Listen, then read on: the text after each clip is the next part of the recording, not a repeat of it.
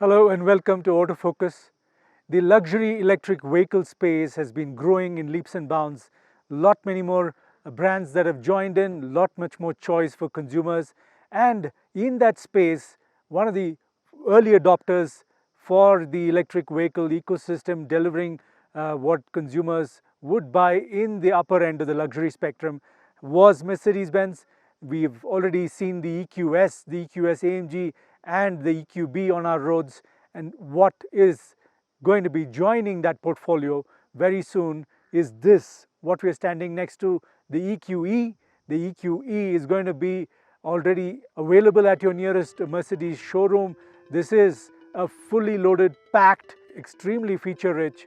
Globally, the EQE sits between the EQC and the EQS. The EQE is available both as a sedan and as an SUV. What has been brought into India now is the SUV version of the EQE, which is going to be a fully imported CBU in the Indian market, available from Mercedes' German plant. And it is now going to be a key addition to Mercedes' portfolio in India.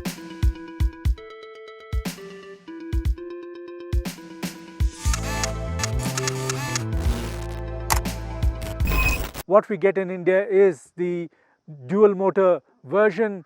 This is EQE 500 4MATIC SUV, and what you'll be getting with this is a 90 kilowatt battery pack, 300 kilowatt power output, dual motor setup, and this is capable of delivering a really good rated driving range of about 550 kilometers. That is one big load off the minds of people that are worried about driving range. We will going to be driving this through the day today in beautiful Gulmarg Valley.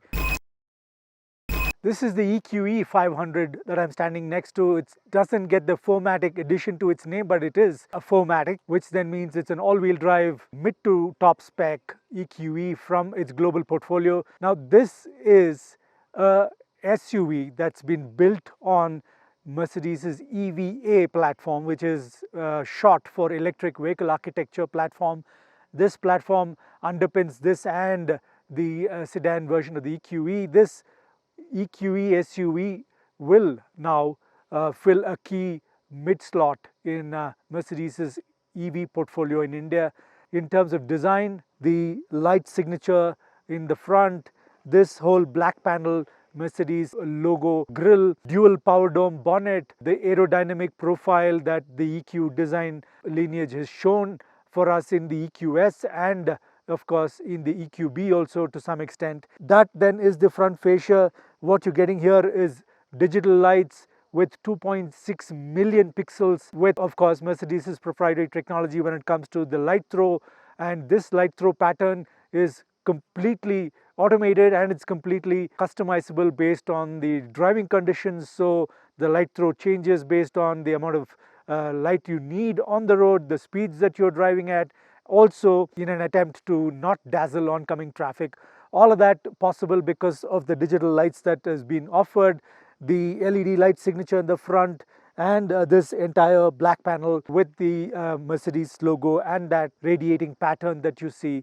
All of that characteristically EQ. So that's the side profile of the EQE SUV, and this, as you can see, has that classic EQ portfolio signature window line and merging at the front deep into the A-pillar with the EQE logo right there, signifying its sort of underpinnings and its antecedents.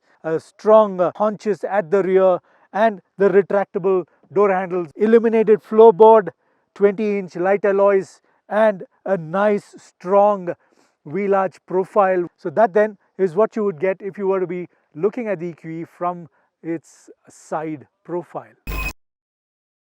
The full impact of the width and the sort of strength of SUV character of the new EQE SUV is delivered best from the rear. Helix 3D LED tubes into the tail lamps, that's a very special feature that really is striking and catches your eye when you're looking at the EQE from the rear. The light band that runs across from one end of the tail lamp to the other, and this entire tailgate profile delivers a lot of that width of the EQE, and automated tailgate is the other feature that will be something that will catch your eye. boot is fairly substantial boot. You can fold the rear seats and also get about 1600 liters of space, but the spare wheel does take up a lot of space at the rear. I'm not sure yet as to whether this is offered as standard fitment or whether this has been given to us during the test drive. It's something I will need to clarify, but that's basically what you will get at the rear. If your hands are full with shopping bags, automated tailgate opens by itself too if you were to just kick under the EQE. So that then is the rear design.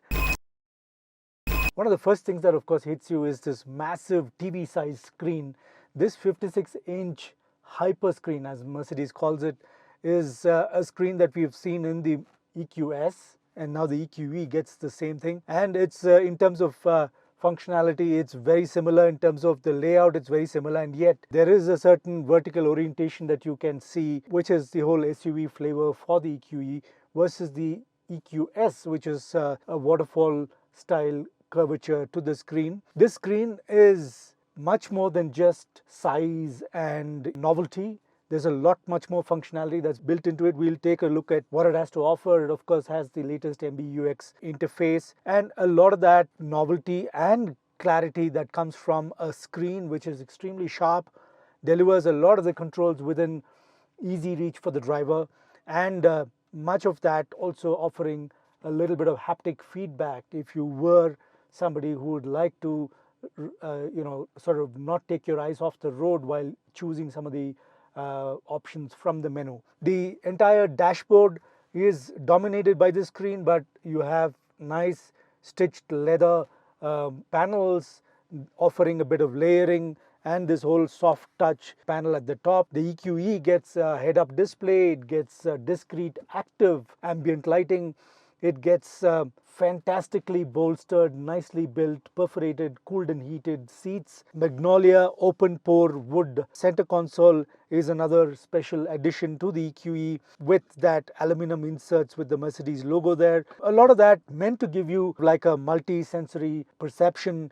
of the quality in the cabin, and the quality comes through beautifully with this sort of light beige and ivory layout, color theme, and very, very elegant metallic inserts and hidden aircon vents in the center, all of that contributing to a very, very luxurious cabin.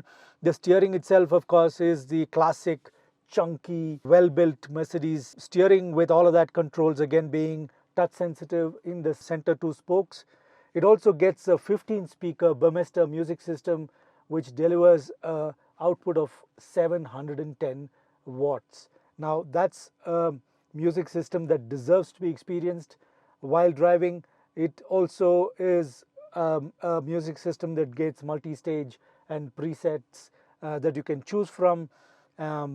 The overall cabin experience is likely to be unmatched in this segment for now. The new EQE SUV also gets a few other interesting additions in the cabin. Some of these features are very useful for rear seat passengers. The seats are multi-function seats. The seats also get 8 relaxing massage programs and even a hot stone massage effect version that you can then choose. There's 3-stage ventilation. In fact, when I started out in the morning today, the seats detected the ambient temperature and started a heating cycle. There's also 4-zone thermotronic seat climate control. There is active ambient lighting, which essentially changes color and also acts as a potential safety assist in the event of any warnings that need to be delivered to the driver, which then sort of lights up some of the door panels to warn the driver of a potential collision event or inadequate braking. There's a HEPA filter and air purification system, and this HEPA filter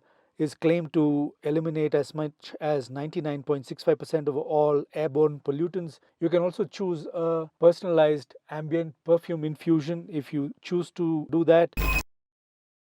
The EQE SUV also interestingly gets 4MATIC suspension, in addition to the suspension delivering a lot more comfort for the occupants. It also allows for an off-road package where the suspension can be raised by 20 millimeters and you get another 20 millimeters of ground clearance. The 4MATIC suspension is key addition to the EQE, and it was something that came in handy in the morning earlier today when we were driving through a few broken patches of road and taking the EQE a little off-road. EQE also delivers ADAS level 2 driver assistance functions, so you do get a lot of the standard ADAS functions like lane keeping assist, lane assistance warning, collision avoidance, collision warning, and a lot of the other ADAS level 2 functions that we have seen with some of the other Mercedes vehicles. The electric powertrain features a 90.5 kilowatt battery pack which is mounted under the floor of the SUV, and it has twin motors, one each for the front axle and the rear axle, delivering a combined power of about 408 horsepower or 300 kilowatt and peak torque of about 858 newton meters available from standstill. Its rated claimed 0 to 100 kilometers per hour speed is about 4.9 seconds, and its top speed is limited to about 210 kilometers per hour. Battery pack is capable of being charged using the 11 kilowatt AC charger that it's offered with as standard, and an EQE SUV supports DC fast charging of up to 170 kilowatt. So many of the fast DC chargers available in Mercedes dealerships should be capable of charging it at a much quicker pace. 5 drive modes, including an off-road drive mode where you can raise the suspension by about 20 to 25 mm also, and it also gets all of the usual drive modes that some of the other electrics that have come from Mercedes offer. There are 3 other levels of regeneration that can be chosen using the paddles mounted on the steering wheel, each of these generating either a lower or a higher level of regen based on your driving conditions. On the road, both in Gulmarg and on the way to Srinagar on the highway, the EQE SUV delivers. It does feel like a stonking heavy SUV when you're doing city speeds, but then it gets really nimble and can pin you back into your seat when you floor the throttle, and it does deliver a sort of very addictive quick acceleration run.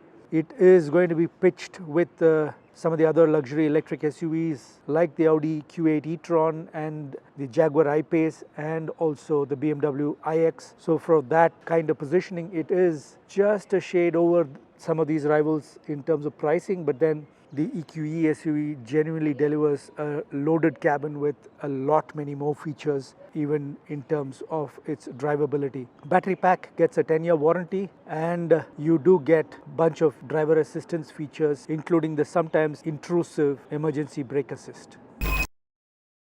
So that then was the EQE SUV, a Mercedes-Benz SUV that's going to fill a gap in the portfolio. It's going to add to the electric portfolio from Mercedes-Benz.